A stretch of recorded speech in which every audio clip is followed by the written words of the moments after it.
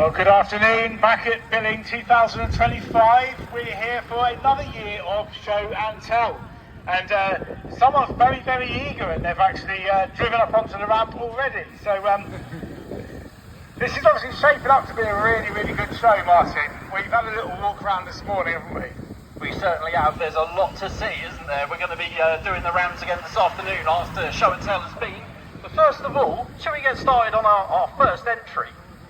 Yeah, absolutely. Let's kick off. Sir, what is your name and where do you come from? Daniel Warner, Sudbury in Suffolk.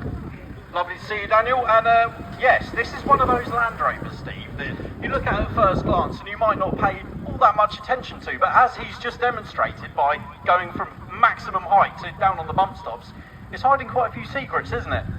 A fair few, yeah. It's basically a full Discovery 2 inside, and it's air suspension all round. So I have the luxuries of adjustable steering column, adjustable wipers, you know, the speed, all the controls, cruise control, electric windows, everything. So basically it's a Discovery inside. I was going to say, what I like about this is it's got that kind of old school vibe about it, but with all the sort of mod cons and the mod tech going on. It's a sort of 90 that you'd like it, isn't it? I absolutely love it. I think you mentioned you were going to tidy the tub up, but to be perfectly honest, I quite like it the way it is with the different colour side panels and, you know, a few scratches and things. Shows use, doesn't it? Well, yeah, but if you said you wanted it in the magazine, I thought it might need to look a bit prettier.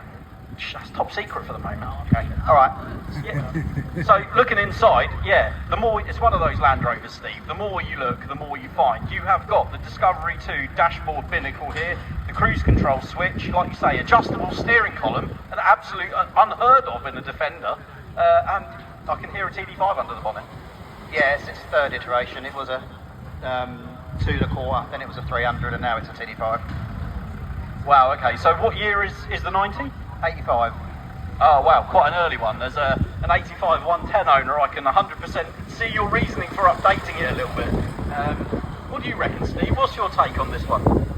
I think it's one of those Land Rovers that you sort of build in it. It's an evolution, isn't it, of time and effort and things that are not right about a 90. And the fact that you can adjust the steering and the suspension probably at the same time is unheard of. But it's really, really nice thing. How difficult was it to integrate a TD5 Discovery 2 into a 90? The loom was chaotic, I'll put it that way. A lot of trial and error, a lot of cutting out, a lot of replacing, a lot of, the custom dashes to get all the loom behind it. It was a lot of work, and obviously we've got the Discovery 2 climate control that operates the heater box as well with the electrical, whatever they're called. Yeah, all the blend modes and things. Has it got aircon on it? No, it's not got aircon, but that adjusts all the fan, obviously hot and cold, and the vents and stuff. So yeah, it was all integrated. Wow, what a cool thing. So what do you?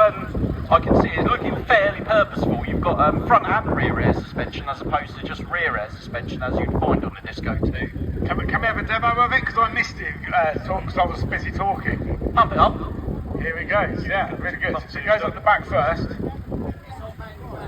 Let's see. It's a manual valve, so the rear goes first, and once that's the max.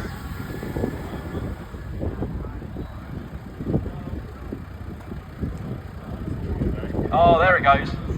I can see now, peeping through the wheel arch, it's on a Mayer galvanised chassis, and Mayer are actually here at the moment. Was that an easy chassis swap to do? It was custom made for them to suit the airbags. All the shock mounts are custom made by us. A good friend of mine, Mikey. But the airbags were the Discovery 2 spring cups pop on all the way around for me when I ordered it.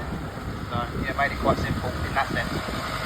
Excellent stuff. It just goes to show, Mayer obviously here, they're very impressive inflatable stand over there. If you're building a Land Rover to your spec, go and have a word with the guys over there. They can help you out, and it saves a lot of grinding, cutting, welding and all that sort of thing. Yeah, to be fair, all I did it for wasn't because one of these rude boys. It was so I can get it in the garage. Once I put the safety devices cage on, it wouldn't go in the garage anymore. So the other option was air suspension. Certainly easier than letting the tyres down and pumping them up again every time you want to go somewhere, isn't it? I think you could do with this with your early 110 to get in the garage. I could do, yeah. Maybe I'll be chopping the spring mounts off and putting air suspension on it. So you mentioned the air suspension is manually controlled. Yeah, I didn't want to spend over £1,000 on the digital management by airlift until I knew it worked and everything. You know, because I've been to Wales a bit like this to make sure the suspension worked, and it articulated. So yeah, so now it's good. I'll probably get proper management on it, so I'll just do it on myself. Very cool indeed. So you say you took it to Wales to try it out. Is it a green lane, or what do you actually use it for mostly? Yeah, it's green lane in Wales, lakes, anything really. It's just my fun vehicle, just for that. Very cool. Off-road course this weekend, do you think? I've done it many times before, so no, not this weekend. Ah, fair enough, fair enough.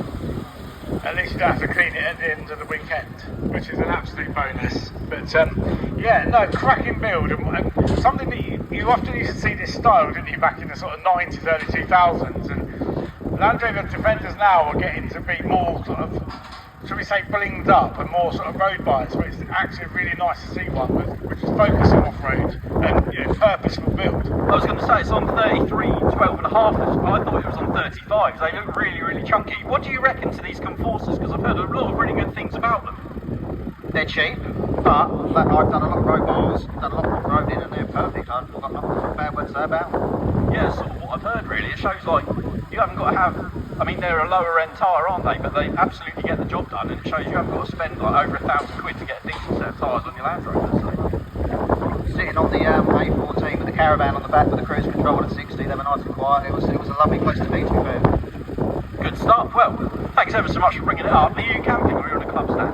Now we're camping for the weekend. Brilliant. Well, if you do see Dan wandering around and you want to ask him a question, I'm sure he'd be very, very keen to oblige. I mentioned the YouTube. Drizz Development's YouTube is all the build is on there, and then this has got an Instagram of that AirRide 90 if you want to have a look. There you go. So yeah, get a bit more of the build on there, and thanks ever so much for bringing it up. It's all about the Instagram these days, isn't it? A lot of people have Instagram handles. And going on that tone, actually, Land Rover Monthly has an Instagram.